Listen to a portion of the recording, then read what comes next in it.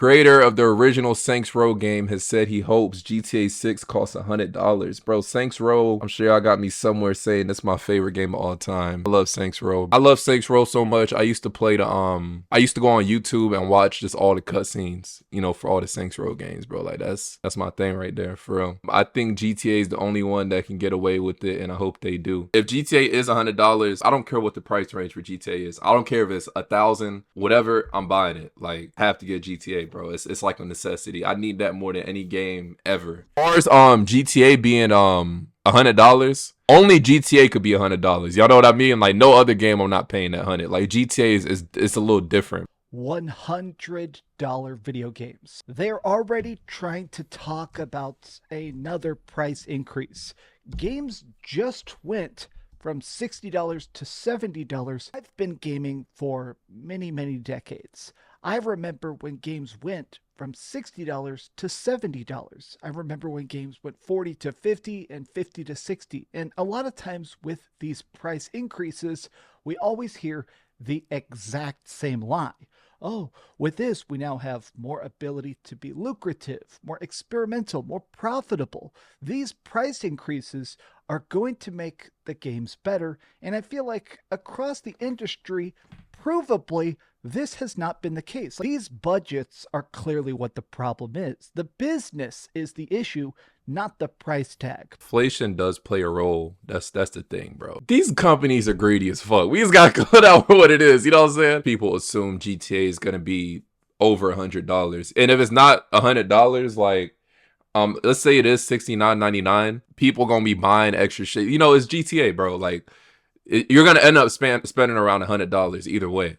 So that's for one. Oh, these dudes is greedy as hell. They spending all this money. They're always gonna look for ways to up the price. I wouldn't be surprised in the future if a game costs like $120.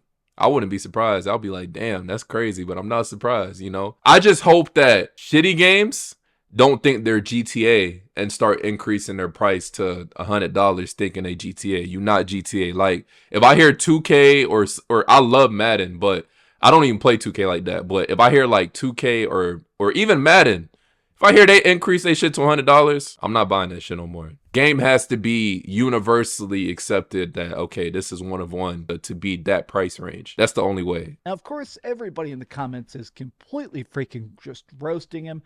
How are all these $20 and $30 indie games making millions of dollars when big studios seem to be constantly underwater? Oh, it's really weird that just a month ago, Helldivers 2 came out with a $40 price tag, and somehow they're actually being profitable. I want to take it out of context. If we're going to dismantle this, let's actually give him credit here.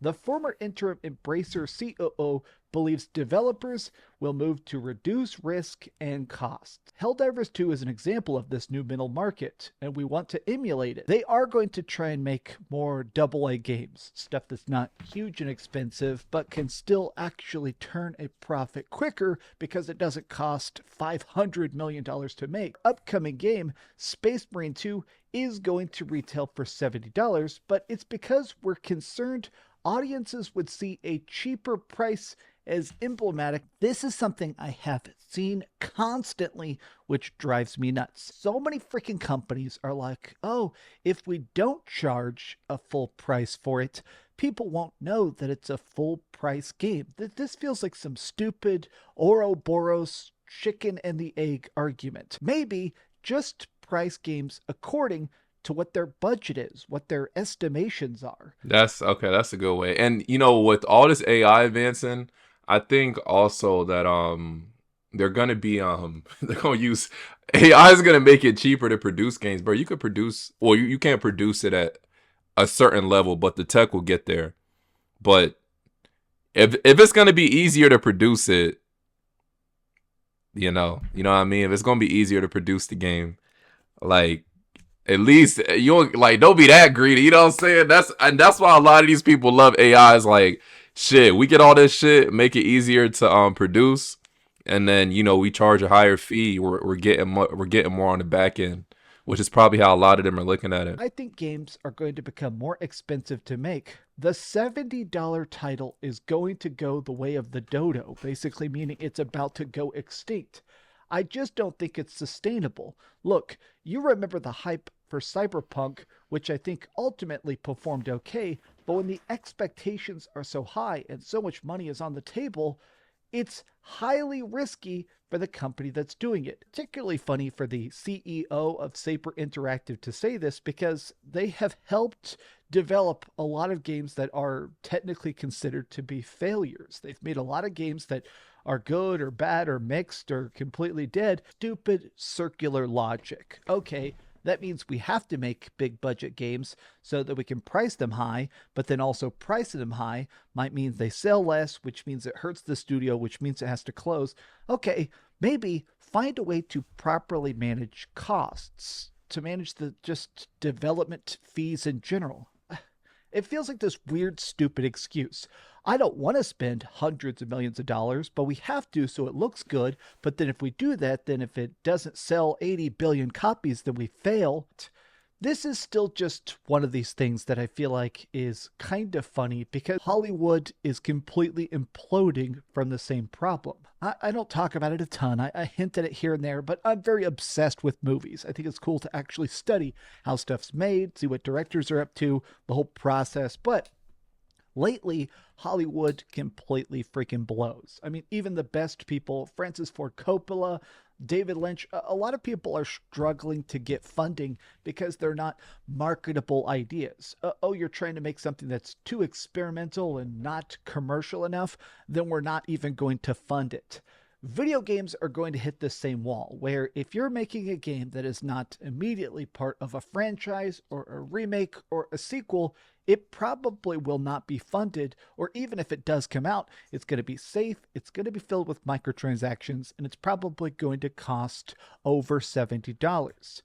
I'm in this spot where I'm of two minds. Damn, that's actually true. I actually agree with that take. I'm not gonna lie, it's actually a good take. Got like the popular games. You're always gonna have, sports games, the Maddens, the 2Ks, those type of games, and then, you got GTA. So after this GTA 6 come out next year, the next one we're not gonna get it till I'm like fucking. I'll probably have gray hair by the time the next one to come out, and then I think they're making another Red Dead Redemption game. Oh, it's not Red. No, Red Dead Redemption is not officially confirmed, but there's strong indications that it's being developed. Yo, look at this. Ain't nobody dropping that, man. Ain't nobody. The only game you see is GTA. Nobody dropping. That's it's so crazy because after GTA drops, like they gotta wait like 3 months before they could put some shit out because everybody gonna be on that. You could say what you want about GTA, nigga. Everyone's buying that shit, bro. They're about to break so many records. Rilla says his viral 6-7 songs in GTA 6. Yeah, GTA rules, man. Yeah, that's my shit. I wait for GTA 6 to come out. Yeah. They've been waiting. Yeah. It's been a decade. Mm-hmm. And they're gonna have 6-7 on there too. It's gonna be Florida. Sick. Isn't it Florida? 7 on there. Oh, 6-7's on it? Fuck yeah. It's awesome. Probably gonna sue his ass. GTA been so tight about details, so I don't know if that's true. That's gonna be I'm cool. definitely gonna be me and my own person on there, playing my own music. Yeah. Gotta get an alligator. You gotta talk to Yeah. You gotta talk to Rockstar. When Get you- your character and an alligator. Yeah. And we're gonna be playing. When you, You gotta play, get Trank in the do you game. keep it pretty chill on GTA, or are you going nuts and like running people over and shit? I'm killing everybody. So you're the reason I can't play. I try to get on. Someone just I get the drive a notifications. car right through I me. get the notifications, and it's like, calm. It's like something like calm down.